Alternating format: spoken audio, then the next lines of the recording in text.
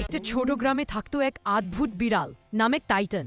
Titan অন্য সবার মতো নরম কোমল বিড়াল ছিল না। সে ছিল বডি বিল্ডার বিড়াল। তার বুক চড়া, হাত পা শক্ত আর চলার ভঙ্গি ঠিক যেন কোনো হিরো মতো। প্রতিদিন সকালে সে মাঠে যেত, পাথর তুলত, দৌড়াতো, গাছে লাফাতো আর গ্রামের বাচ্চাদের সঙ্গে খেলতো। একদিন গ্রামে এক বড় কুকুর এসে সবাইকে ভয় দেখাতে লাগলো। সবাই ভয় পেলেও টাইটান এগিয়ে গেল। কুকুরটা গর্জন করল, কে আমাকে থামাবে? টাইটান শান্তভাবে বলল, গ্রামে ভয় দেখানো ভালো না, চলো খেলাধুলা করে দেখি কে শক্তিশালী। তারা লাফ দৌড় প্রতিযোগিতা করল। শেষে কুকুরটি ক্লান্ত হয়ে হাঁফাতে লাগলো আর টাইটান হাসি মুখে দাঁড়িয়ে রইল। কুকুরটি লজ্জা পেয়ে বলল, ঠিক আছে, আমি আর কাউকে ভয় দেখাবো না, তোমারাই আমার বন্ধু। গ্রাম খুশি হয় টাইটানকে বলল, আমাদের হিরো বিড়াল। আর টাইটান, সে শুধু হেসে বলল, শক্তি মানে শুধু পেশি না, মনে দয়া থাকাও বড় শক্তি।